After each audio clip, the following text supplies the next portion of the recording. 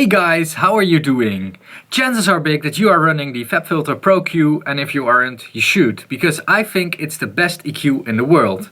And today I want to walk through every single feature in it and show you guys all the tricks and everything the Pro Q can do.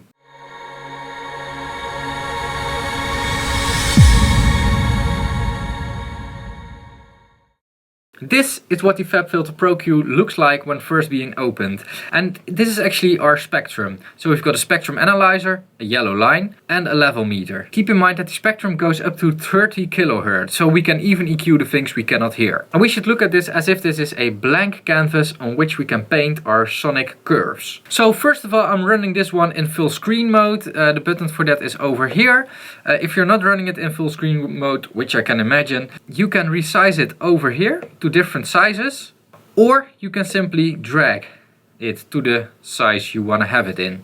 So to start building a curve, simply click on the yellow line and drag. When dragging, you will create a filter. When you're dragging on the left side, you're creating a low shelf filter. When you're dragging on the right side, you're creating a high shelf filter. And when you double click on left or the right side, you are creating a cutting filter. So if we are dragging our filter and we want to change the Q factor, we simply hold down Command or Control if you're a Windows user and just simply move our mouse up or down to change the Q factor. We can also snap the notes to a certain note on the piano. For that we need to open our piano tab and simply drag it to the note we want to have it on. If we really want to hear the band we are working on, we can click the headphone and it will then solo that band. And this is really handy when we are looking for something. If we, for instance, need to fix the ring in a snare, which actually should be fixed in the recording, but that's a different video. So if we want to work more precise, so really precise dragging,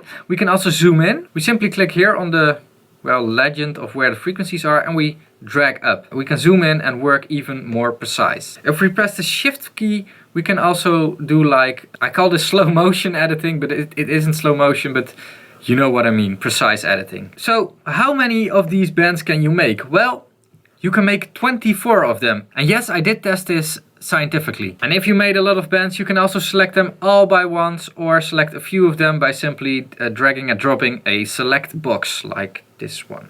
So if you want a different filter, that's also possible. You can select one in the menu over here. We can, for instance, select a notch filter if you want to notch something out. Or you can select a bandpass filter, which is what I call the opposite of a notch filter. And the last thing that they've included in here is a tilt shelf, which is, pretty freaky. So we can also adjust the slope, steepness, more on that in a different video of me over here. And with that slope, we can really box in a sound. Like, I don't know why you should do this, but it's possible. So we also have 3 buttons over here. I never use them because I prefer just using my mouse like this, and we can adjust all 3 buttons with the mouse. And the command key, of course, on the keyboard. There's one small thing that I have always turned on, and that's the proportional Q. What this does, it adjusts the Q factor a bit the more extreme you EQ. So this is actually the same as things work in analog stuff. So if I don't turn this thing on, you won't see the Q factor move. Like that. And that's just because I'm analog minded. So if we draw a few EQ bells, we can see the yellow line being our resulting EQ curve. So the colored lines are our individual curves and the yellow line is our resulting curve. But it sometimes happens that I need to EQ only one side of the signal, of a stereo signal. And this is pretty simple. We can simply select left. And now I'm EQing the left side. Our EQ curve will also be cut up in a white and a red side. And the white side is left and the red side is right. Just the same as with those RCA connectors, those red and white ones on your television set. We can of course also do mid-side EQing, but we can only do mid-side or left-right. It's not possible to do and left-right and mid-side. Maybe something for the Pro Q3. And the same goes here. As soon as we split one band into a side or a mid signal, we will be split up in white for center and blue for side. So on the background we have a big, very big analyzer. And the way to interpret this thing is, well, if we make a curve like this, we will see like 2 analyzer curves. And the one in the foreground, the most solid one, is our resulting EQ curve. The curve in the background is our old EQ curve is actually what's coming into the filter. Of course, we have a lot of settings as we have with all analyzers, which we can adjust. Things like range, resolution, speed, and the way it tilts. I have it always set at this setting. You might copy it, you might not copy it. We can also freeze the analyzer and it will freeze on the peaks, which is sometimes handy if you're looking for a ring or something in a sound. Then it's also possible to overlay something on this analyzer with the SC button. SC stands for sidechain. If I activate that, then we get a red overlay and then we can compare our signal to a different signal. So if we want our production to sound like another one's production, we can at least see the EQ curve, but there's even something more handy included in this, and that's EQ match. And with EQ match, it listens to our sidechain inputs and makes an EQ curve accordingly. So it's thinking about that right now.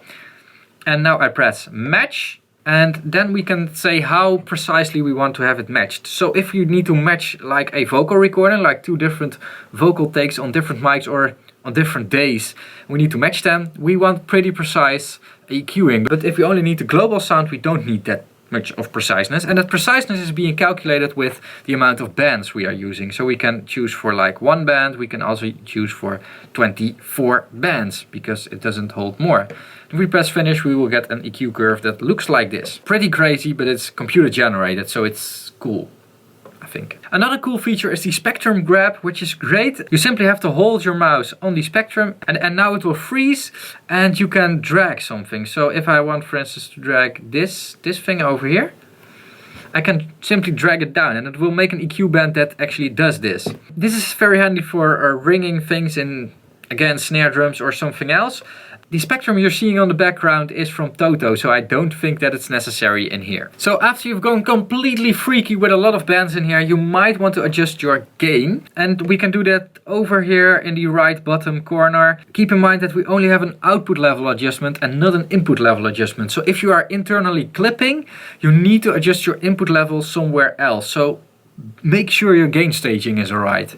This also comes with a feature called automatic gain, and this calculates a rough estimate of what your gain should be. So if you're EQing something, then the overall loudness should stay the same.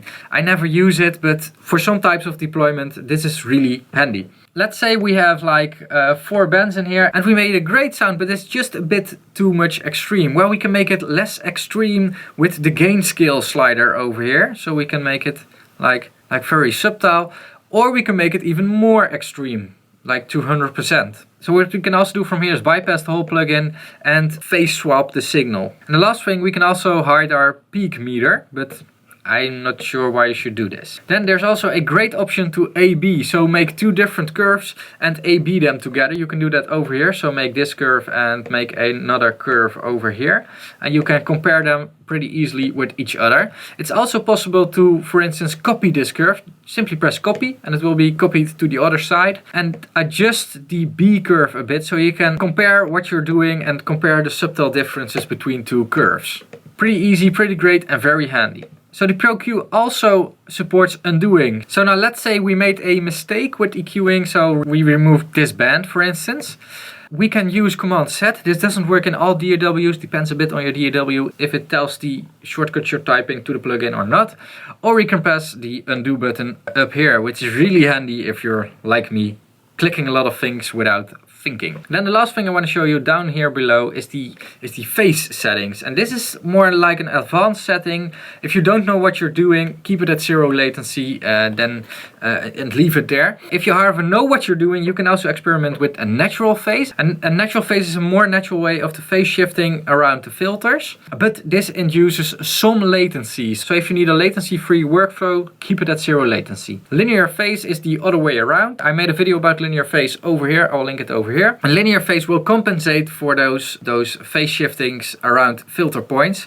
Again, if you don't know if you need it, you probably don't need it. So keep it at 0 latency. It isn't a higher quality setting, it's just a different way of working with phase shifting around EQing filters. And with that being said, I want to end this video over here. So this was like more a new kind of video I did come up with. It's a bit in between tutorial and manuals. So let me know if you liked this. If you didn't, also let me know, because then I will simply stop making these. So if you liked it, with a thumbs up, and if you didn't like it, thumbs down. Leave a comment below if you want to say something, ideas for future videos or something else. Check out my Patreon campaign, I will link it over here. You can support me if you want, would be great if you do. Also, I will link one of my other videos over here so you can even watch more of me. Cannot imagine that you want it, but maybe you want it. For now I want to say thanks for watching and bye bye.